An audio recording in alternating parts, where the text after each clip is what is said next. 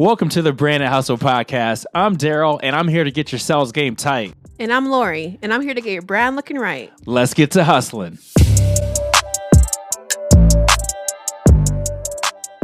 Alrighty. So, welcome to the Brand and Hustle Podcast, episode number 1. Yes, sir. So excited to be here. So excited. Yeah.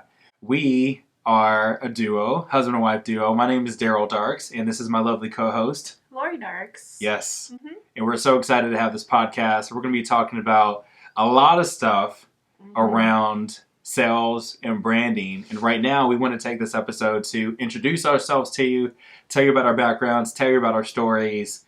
And also what we're going to be doing on the Brand and Hustle podcast. And Yes. everything it entails, all the fun stuff.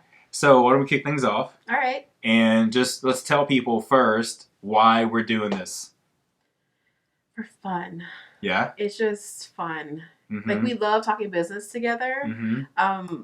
We have our moments where we just go on these, like, creative sessions. Yes. And we literally, that's all we do for hours. Yeah. Like, if you could give us some, like, salmon and good food. Yeah. And then, like, we just sit there and talk about business all the time. All day. It's weird, like, how we connect on that, you know? Mm-hmm. And we just figured we love helping people, so why not start a podcast to give, like, tips and tricks and, you know, give, like, stories on our business and how we live life, you know? And Yeah. I just think it's really fun. Yeah. And I'm super excited to do this. Me too. I feel the same way. I just feel like, you know, for years we've kind of had like these really good conversations about like businesses and sales and marketing and branding, and it's been kind of like under wraps. Yeah, for sure. You know, and I think we've gotten some inspiration to do this podcast by just hanging out with friends and having those moments between you and I in front of them. Yeah. And they're like, whoa, this is pretty cool. And I think also we don't really know, like, we had wanted to start a podcast. I told you, like, a while back for us to do it. Yeah. But we never did. Mm-hmm. But I think what helped was when we saw our friends' reactions to how we interact. Yeah. And we were like, maybe we do have something special. You know, a little spark like, going on. A little business spark. A little business spark, girl. I love it. So, yeah, that's why we started this podcast. And we hope you guys enjoy it. And we're really excited to do this. Yeah. So you want to tell them what they can expect from either one of us when it comes to like our angles of the conversation? Yeah, of course. I've had this inner battle with myself. I am a YouTuber. I have a channel called My Lovely Texas Home where I talk about home decors and DIYs and organization. Darryl does help me on there too. So you guys are probably like, what? I thought I did home decor and DIYs, but this is the inner battle I've had with always wanting to talk about branding, always wanting to talk about marketing, wanting that channel to kind of like talk about like this kind of stuff, you know? Right. But I never wanted to, like, you know, they say keep a niche, and that's it, you know? Yeah. So, I said, is it niche or niche? It's both. You can be either or. Yeah. It's like tomato. Yeah, exactly. So, I'm really excited to do that on here because now I can really get into like doing my tips on how to start a YouTube channel, how to, you know, make your own personal brand, how to even make a logo, you know, how to do a YouTube thumbnail, like all this like really fun stuff to me. That's what they can expect on this channel for me.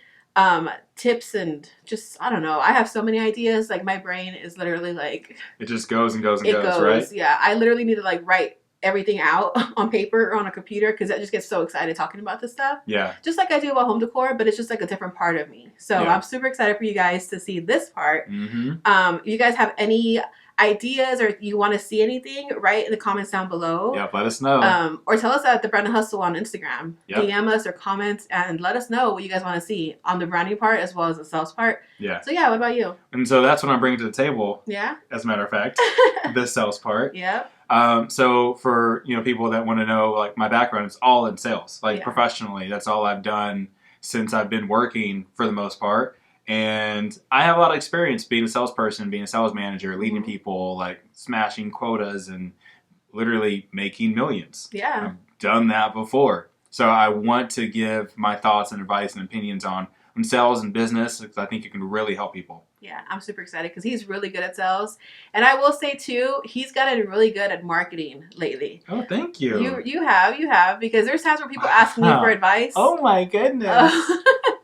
Like, our friends ask me for advice, and Darryl's like, no, I know what we need to do. And I'm like, hold up, player. Yeah, I know. She's like, trying to tell me what's what. I'm like, I think I have a good idea here. Yeah. Though. Let me just spit it at you real quick. Let me see what your thoughts are. He gets really excited. I'm like smacking the microphone. He gets really excited, which is really cute. But it's cool because I also have sales background, so we like are really good at interchanging ideas. You're making me better though. You know what I mean? Well, you made me better at sales too. Well, there you go. That's why we got this podcast going, huh? That's what it's about. Making each other better. About to make that magic on a whole different level. Yeah.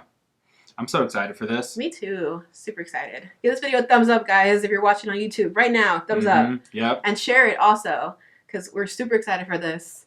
I know it's a little different. I know you guys might be like, it's a husband-wife duo. Yeah. Like, it's a little weird. You don't really see it out there, unless it's about marriage advice, which you'll probably get some of that too. Yeah, because yeah. we get really deep on this show, and we don't hold back. If you guys follow us on YouTube, you know we keep it real. You guys have been with us through our infertility struggles, through a lot of stuff, you know, through moves and all types of stuff, and you're going to get that here too. So make sure you subscribe to this channel and our podcast. Super excited. I love it. I love it. Yeah. Do you want to talk about our backgrounds a little bit? Sure. Cool. Let's talk about it. So I should go first. Yeah. Let's do it. Yeah. Okay. So my background, let's talk about like backgrounds and upbringing. Okay.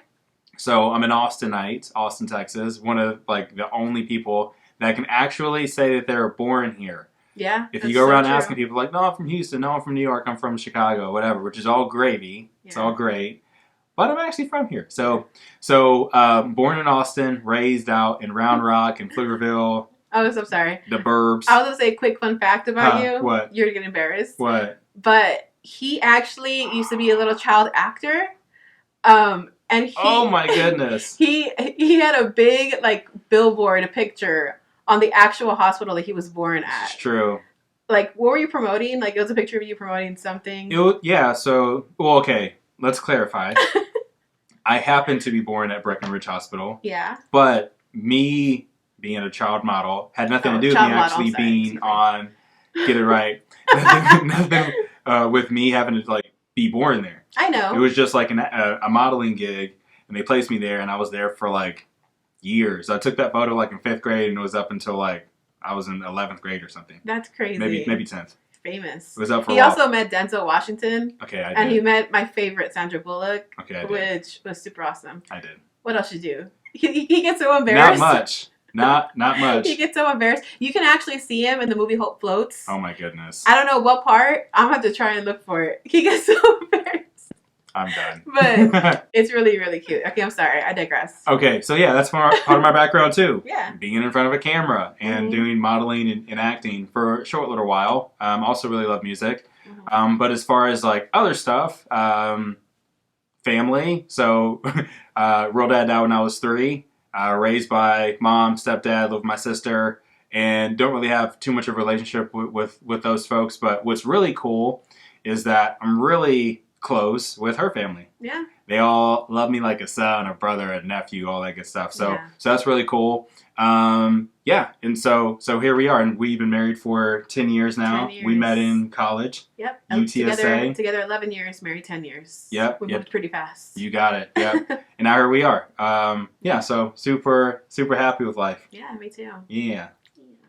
Well, my name is Lori. I am from a little town down south called Weslaco, Texas. The Rio Grande Valley, for those who aren't familiar. It's a lot of people ask like, okay, where is that? I just always say it's near the South Padre. Yeah, that's the easiest way to explain it, right? Yeah.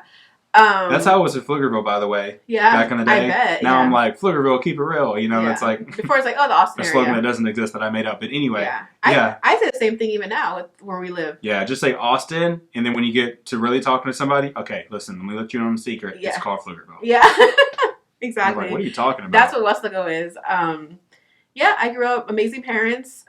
Really hardworking parents. So being from Weslaco, it's kind of one of the poorest counties in America. The way we grew up. Right. But my parents were so good at letting us have such a great life that I never knew we were poor growing up. That's awesome. Yeah. I have a brother, sister. I'm the baby. The accident. My mom's gonna listen to this and be like, stop it. You're not an accident. No, because my dad calls me his chispita. Which means? His little drop. Of? His little drop. Of what, though? People don't know what chispita means, baby. A little drop of sperm. There you go. I don't want to say that. I mean, come on. Like, they're going to be a drop of what, though? Yeah, because I was like a broken condom or something. Yeah. Because my sister's 10 years older than me, and my brother's 8 years older than me. Yeah. So I just randomly came. Like, nothing could stop me, you know? Which fits into my character. Yeah. You will literally burst through anything. I will prevail, you know? Yes. So yeah, I grew up there, and I was the first in my family to leave for college. I was the first in my family to go to college. Right. Aside from my older cousin. And it was pretty awesome. And that's where I met you, UTSA. Represent. Holler. Roadrunners. Yeah. Stand up. UTSA. Yeah. So yeah. So let's talk about why we got into sales and branding. Okay. So for me, my sales journey actually started when I was 13 years old.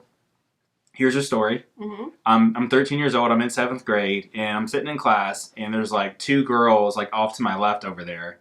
And they're kind of like, they're talking amongst themselves, but they're kind of like, dude, I made a lot of money this week. Or whatever. I don't know what they said. Maybe they said, dude. Maybe it was like, girl, I made a lot of money this week. Whatever.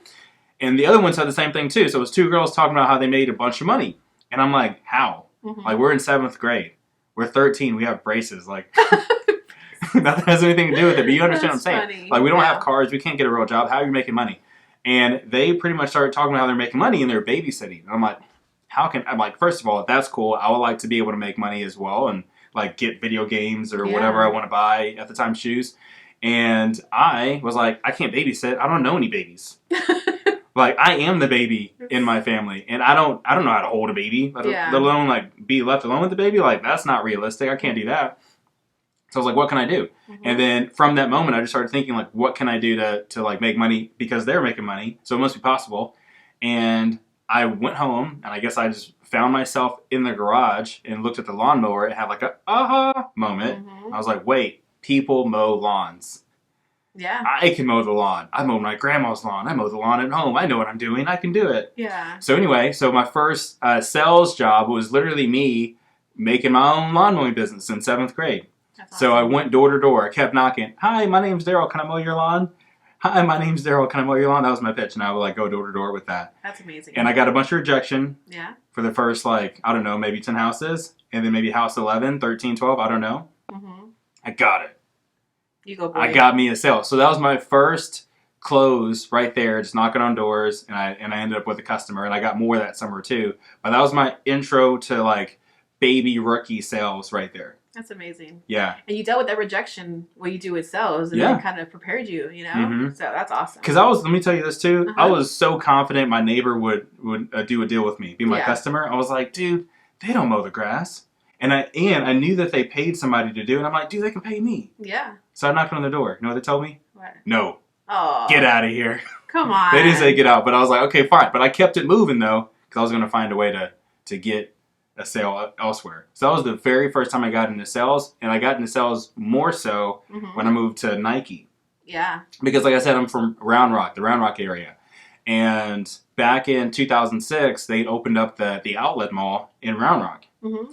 And I was like, cool, like a job at Nike, and I'm in high school, and I love Nike shoes, let's do it. And then they gave us this book as sales associates that had all the technologies for the shoes in there, like dual fusion and like the air, whatever. I don't remember all the stuff anymore. But anyway, at the time, I memorized the book, and I knew it like front and back. So when they opened the store and people were coming in, I would approach them and be like, hey, so what type of workout do you do? Do you are you a runner? Do you like to lift weights? Do you more like you're training for a sport? Whatever. And then I would pitch them on the different technologies and get them to walk out the store like way more shoes than what they wanted to. I wasn't paid commission. Nike, you should have paid me commission. Man, that would have. I would have been smashing as a little 17-year-old. Yeah. But I would battle people. I'd battle like people that I work with. I'd be like, hey, you versus me today on who can sell the most shoes. Let's go. And I'd make sure I hit like 40 shoes, 50 shoes in a day or whatever. Like, I'd count the boxes that I would sell. Maybe it was more than that. I don't know. Maybe it's a little bit less. But anyway, I would count them and make sure I would just like smash whoever I went up against. Yeah, that's awesome. Just the competitiveness in me, I guess. Yeah. But that's really how I got into it. And I was like, I'm kind of good at this. Yeah. So that's how I got into sales. How'd you get into branding? I feel like sales and branding go hand in hand in the point of like, it's about winning. Right. So with branding, I remember when I was like 11 or so, I got published. in like the Valley newspaper called The Monitor. Yeah. And I basically was published talking about NSYNC. Okay. I was talking about NSYNC, talking about what their brand meant. Like how they carry themselves. Okay. I still have that article somewhere, and my mom saved it. Just out of curiosity, what were you saying in that article? Like, just I basically ballpark. was talking about how music should be branded towards our like kids my age. Okay. Without curse words, and it should be more about NSYNC and what they stand for, about how their videos are about fun. Yeah. And the beat is very. I probably said funky. I don't know. Yeah, like upbeat or something. Upbeat, yeah. And I was talking about how the brand of music should be geared towards people my age, like not listening to bad music. Right. I don't know what it was about. I don't remember the title, like what they asked me. Right. All I know is that I was published, and I was like one of the youngest ones to be published, and I thought that was like really cool. That is cool. And that was like one of the things that I just loved. Yeah. Like I just loved what branding meant as far as what it could accomplish, you know? Like I feel like it's kind of like you don't think of the importance of brand because it's such a like thankless job. Right. You know? It is. It's very like you can create a logo, you can create like pick a perfect font, pick the perfect colors of the brand, and people just see it, but they don't really think of the work that went in behind it. Yeah. But when you're into branding and marketing, it's the details you have are borderline insane. Right. Like you've seen how I am when I create a logo or when I create something and I'm like, oh, that's off by like a centimeter. Kind of like that Kobe story we heard about how the rim was off by a 1/4 inch. Right. And they're like, how can you even tell? And Kobe's like, it's off a 1/4 inch. And the guy didn't believe him until later on. I don't know who the guy that fixes the rim was like, oh yeah, it was off a 1/4 inch. And people were like, wait, how did he know that? Yeah. That's kind of how I am when it comes to branding. You know, like if it's off, like if it's not centered and like you have an eye for the details. Yeah, and that's what that's what inspired me. Right. And I wanted to have that be a part of my life of like creating kind of how we met. I was always creating business plans because I loved creating business plans from like I don't know, I'm just weird when it comes to that kind of stuff. So I remember when I was little and I saw Lisa Frank for the first time, and I just loved. I was post a picture here for you guys on YouTube. You guys don't know who Lisa Frank is. She was a stationery brand. I think she's still around. I believe she's still around. I think I actually want to buy some stuff for like our future little girls. Yeah. Because Lisa Frank is such a cool stationery, and just the way it made me feel, I really like the brand, and that kind of inspired me to be like, how did she create this? Like, what made her think? Like, what made her think how to do this? You know, like yeah, it's very intricate. When you showed that to me the other day, I was like. First of all, I barely remembered it. Yeah. Because I wasn't into Lisa Frank like that. Yeah. But when you showed me, I did remember it. And I was like, wow, like she did a wonderful job with that, especially back in the 90s. Exactly. And it makes you think like, why and how? And I think that's why I love brand, because it's like the psych of like wanting to know what people are doing and what they're thinking. Yeah. And that's why I just love branding. Because branding to me is like marketing, and it's like sales, a psych. It's literally everything that I love. Because you end up winning when you come up with a really good logo, or when you come up with like anything really, you win when you know. So yeah. No, I agree. I think you do win with branding. I think that branding is very underestimated, right? With how much talent it goes into and how much like eye for detail you have to have. Yeah, because branding brings in money. It does. Branding brings in money. Marketing that brings in money. Like we talked about this before. When we start a business, the most important thing is sales. But even along with it is branding and marketing. You know? Right. Because it needs to be on point for people to see the vision. Yeah. Before they can buy the vision. You know? So let me ask you this. So when do you think you had that aha moment to where you knew you were really stinking good at branding? I honestly... Probably when I was younger, I had little moments where I thought I was really good at branding. Yeah. Because I've always like created logos for like everything, every little thing I would do.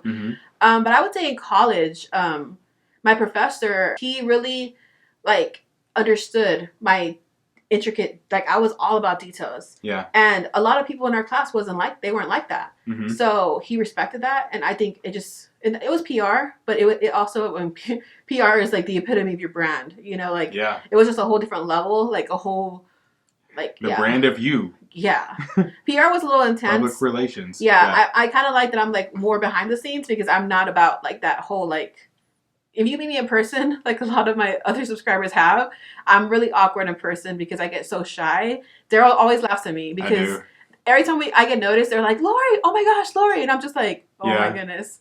And it's just so, I get so awkward. And like, even right now, I'm like, ugh, you know, behind the camera right here when there's nobody looking. But if there's like a crew of 40, I'd be freaking out. Yeah, she doesn't like the attention. I do not like the attention. Yeah. But with branding that I do now, it's just like, I just know I'm really good at it. Right. When it comes to like my YouTube or when it comes to my company where I help other influencers get brand deals. Mm-hmm. I just know what it takes to build a brand for the influencers and help their brand and also help the companies come up with like campaign ideas and how to help their brand. Yeah. So I just like helping all brands. That's what I love about like this business, you know? Yeah. And I realize I'm pretty good at it. Thanks to you also, because I am way more modest when it comes to like what I do. I mean, you have so many accolades. You have so many accomplishments. I know, but I just never think it's enough until you like point it out to me. You're like, look at this, this, and this, and this. You've done this. And I'm like, huh, not too bad. But I feel like there's always more to accomplish, you know? There is always more to accomplish. You're 100% right. Yeah.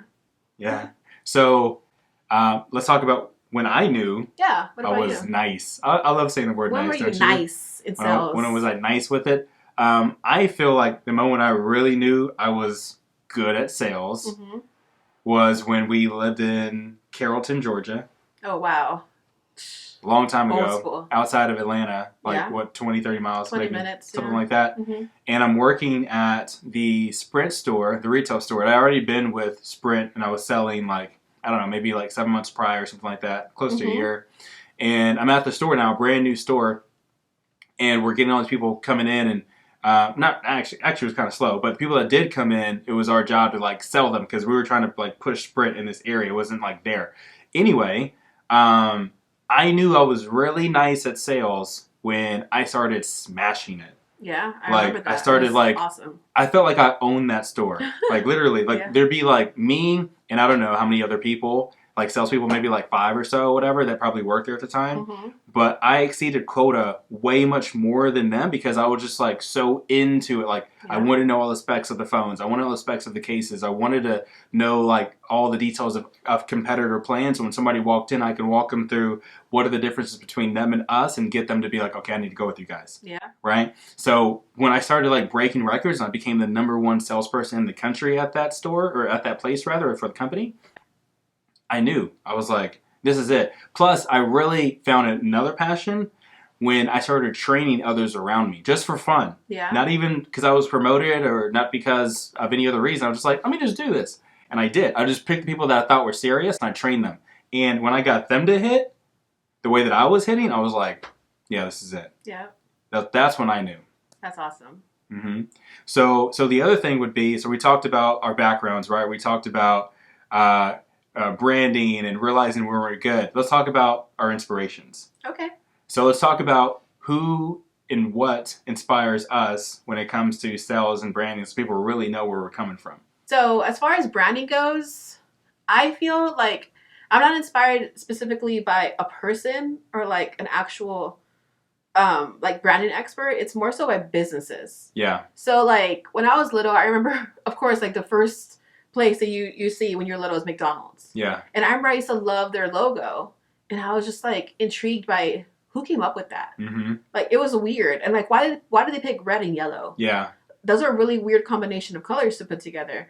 So I was always intrigued. Like if Google was around when I was little, like I am like that still to this day. Mm-hmm. Like I have to know. Like I Wikipedia everything. Yeah. Everything. So I was really curious about like the behind the story, you know, like of how they created Starbucks, how they created McDonald's, and the brand that goes into it, Apple. Yeah. You know, I'm like Team Waz all day, you know, because like I'm like a nerd. Loves them, yeah. I'm a nerd and I love the computer, you know, aspect of it. But man, Steve Jobs knew marketing. Yeah, and he did. Steve Jobs knew what he was doing as far as like creating the brand of Apple. Yeah. And that's what intrigues me. But it's not necessarily the actual people. It's more so just like the brand of a company. What they built. Exactly. Right. Because I'll look into everything, into like all types of companies. If I like Altered State, like anything that I like, I'll look into their background and be like, oh, that's how they created it, and that's interesting. Right. It's just like, I love it. I don't know. Mm-hmm. Yeah, for me, there's really two people that kind of come to mind when it comes to like inspirations for me. Yeah. When it comes to sales, the first one I would say is Marcus Lemonis. The reason being is because the guy's a billionaire, but before he was a billionaire, he started out as a salesperson, working at his parents' car dealership. And he's like serious about closing deals, and I can respect that. Yeah. And I can also respect the way that he treats his employees, even how he acts as a person. I can respect that. So that's one guy. My ultimate favorite though is Truett Cathy. Yeah. Not because he was necessarily like a really good salesperson. Not to say that he wasn't, but just because, man, you talk about brand. Exactly. That's another one that I respect. Golly, Miss Molly. Their brand is so on point. Chick-fil-A. So, and the way they treat you there. The details are crazy with what they think of. You know what it started from when it comes to details with them? Uh-huh. He was so focused on making the best chicken sandwich anybody ever tasted that he did not stop. Like, he made one chicken sandwich, everybody loved it, but he's like, no, I can make it better. So he kept going. So the customers had to tell him, hey, Truett, I need you to stop. It's perfect as is. I need you to chill. Yeah, that's amazing. That's so inspirational. So those are really my two inspirations. Yeah. Well, coolness. Yeah, so excited. That's just a little background of us and who we are. We're so excited for what's to come. Yep. All types of tips on sales and branding and tutorials. So make sure you subscribe and go follow us on Instagram. And yeah, you have anything else to say? Follow me on LinkedIn. Yeah, follow Darryl on LinkedIn for all types of sales tips. And absolutely. It's going to be a lot of fun here, guys. So we're so excited. And we'll see you guys on the next one. Yeah. Bye, guys. Bye-bye.